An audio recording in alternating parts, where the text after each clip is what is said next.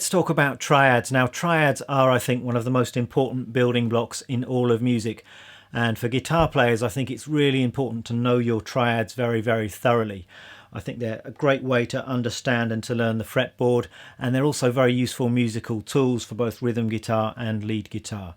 So what I've done is I've tried to come up with a fun and musical way for you to practice all of your triad shapes and inversions all over the fretboard. So let's take a listen to what this sounds like.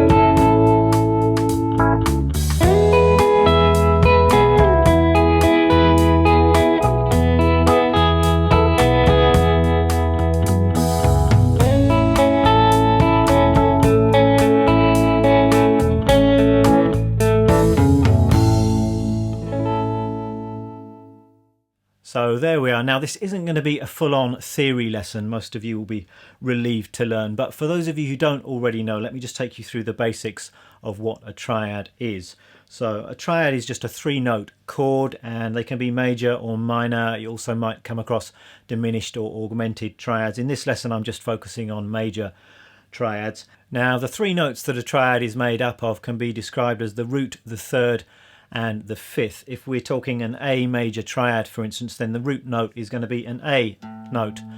The third is going to be three notes up from A, so A, B, C, and it's a major third, so you need to make that C a C sharp. That's the third. And then the fifth is five notes up from A, so A, B, C, D, E, E here. So we've got these three notes. A, C sharp, E, that's an A major triad. Now, there are many ways you can lay out those notes on the guitar. Here I'm just doing it down at the second position. I've got the fifth fret on the low E string, that's our root note, the A. The third is a C sharp at the fourth fret on the A string, and then the fifth is at the second fret on the D string. So root, third, fifth, that's our basic A major triad. Now, what we can also do is change the order of notes in this triad and come up with what are known as inversions. So the way I think of it is this: if we've got A, C sharp, E, if we take the lowest note A and flip it on top to make it the highest note, then we have this. We've got C sharp, E. I'm now playing the A at the second fret on the G string. So it's the same three notes, but we've changed the order. And in terms of the function of the notes, we've now got the third as the lowest note. Then we've got the fifth, and the root note is now on top. That's what's known as the first inversion. And then we could do that one more time. So we could take this first inversion shape, going to take this C sharp, going to put it on top by moving it an octave higher, and then we'd have this.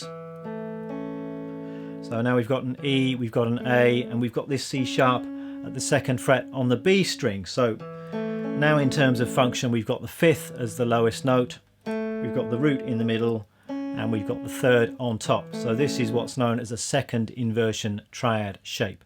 Those are our basic triad shapes. As I say, you can play these a number of different ways on the guitar. What I'm doing in this little exercise is I'm laying them out horizontally on the fretboard. So I'm starting with this root position shape here. Incidentally, root position is the term usually used for a triad that's not inverted. So when you've got the root as the lowest note is root position. And then C sharp, E, A is the second inversion. I could play that here. So I'm moving horizontally along the neck. I've now got the ninth fret on the low E, that's the C sharp, and then the seventh fret on the A and the D. That's our first inversion, A major triad. And then I could find the second inversion shape up here. I've got 12, 12 and 11 in terms of the fret numbers, and that's E, A and C sharp. So we've got these three triad shapes working horizontally along the fretboard. So for this particular exercise, I'm using these horizontal triad shapes on all of the string sets. So we've got the lowest set of three strings, then we've got 3 more sets of strings. So if you don't already know these shapes on the other string sets, then that would be something to explore, and I think it's actually quite good to think this stuff through yourself. So you could go on to the next string set and then find A, C sharp, E, and then find the inversions. And in some cases you might find that those inversions take you quite high up the neck, in which case you can always go down 12 frets and find the shapes a bit lower where it's a bit more comfortable to play. So notice that on the next string set the actual finger shapes are exactly the same as on the lowest string set. It's only when you get onto the top 2 string sets that the actual finger shapes change. So on the D, G, B string set we've got, this is our root position shape, and then we've got first inversion and second inversion like that. And then on the top 3 string set, then the shapes are changing once again. We've got root position like that, first inversion, and then second inversion like that. That's the basics of triads. Let me just bring the camera a little bit closer. I'll show you this exercise and we can actually start using this stuff in a musical way. Let's start with this A major triad shape that I just described, and we're going to be arpeggiating all of these triad shapes using the same rhythm with each of the triad shapes throughout this little piece, and the particular pattern is this. So in terms of the string numbers that I'm picking, I'm going 6, 5, 6, 4, 5, 6. And the rhythm is 1 and 2 and 3 and 4. And the way I like to pick this is to go down, up, down, up, up, down. And then what we're going to do is we're just going to take that idea through the inversions. So we're going to move up to our first inversion shape. So this is C sharp at the 9th fret, E and A at the 7th fret. I'm going to be playing that same arpeggio picking pattern. And then I'm moving up to the next inversion. And I'm just playing the D string one more time on the end there.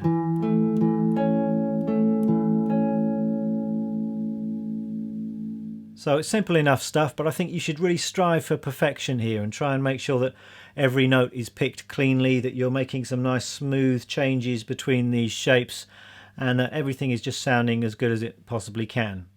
Moving on to the next 4 bars then, and we're changing string set. We're now going over onto strings 5, 4 and 3, and we're also going to be changing triad type. We're going to be moving from an A major to a D major triad. So the shapes are going to be exactly the same, but we're going to be playing them in different places because we want them to correspond to a D root note. So for a D triad, our root position shape would look like this. We've got 5, 4 and 2 in terms of fret numbers. In terms of the note names, we've got D, F sharp and A, and then we can just move up through the inversions. We've got F sharp, A and D, that's the first inversion.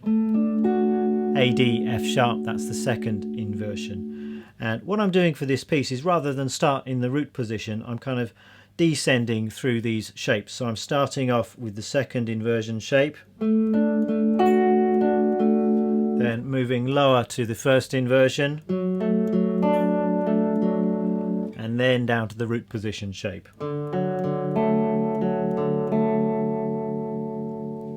We're now moving on to the next string set, and we're also switching back to A major triads.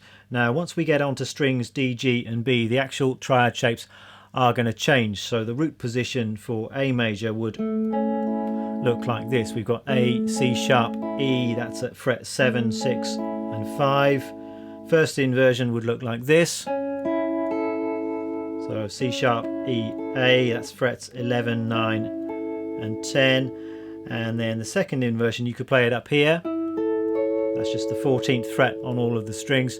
Or what I'm doing is I'm playing that same shape down at the 2nd fret, an octave lower. And I'm actually starting with the second inversion shape. Then root position. Then first inversion. Then we're moving on to the top string set. So this is strings 3, 2 and 1, and I'm switching to an E major triad now, and once again the triad shapes have changed.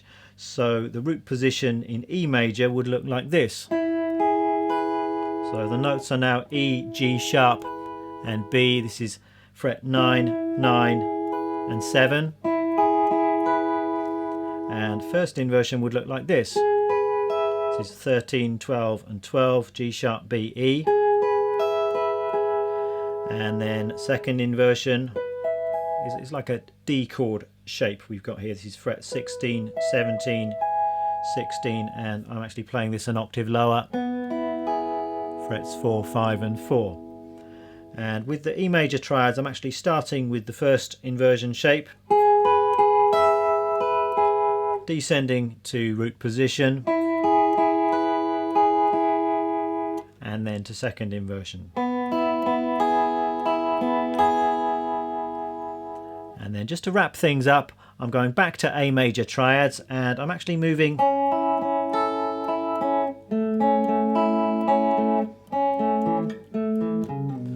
across the fretboard now. So I'm starting on the top string set with the first inversion shape, then to the next string set, root position, and then the next string set, that's second inversion, and then down again to first inversion, and then just coming down on the low E string to an A major bar chord. So you can see that those shapes pretty much follow that familiar A major bar chord shape. It's just on the last string set you just have to go up to the 9th fret. That's the basic idea. Let me give you a slow playthrough. So starting with the A major triads on the lowest string set,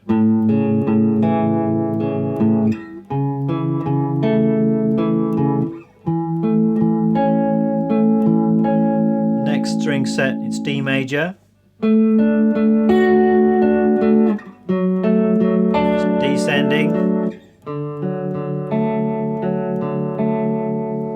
back to A major, and I'm ascending,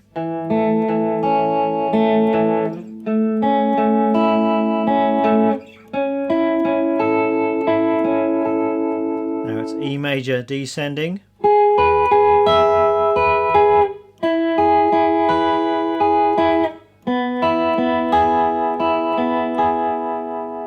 A major descending to take us back home.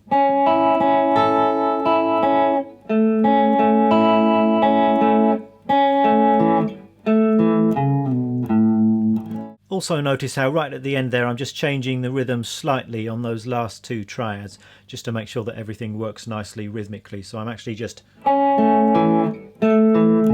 descending through the string set rather than doing the full arpeggio pattern. So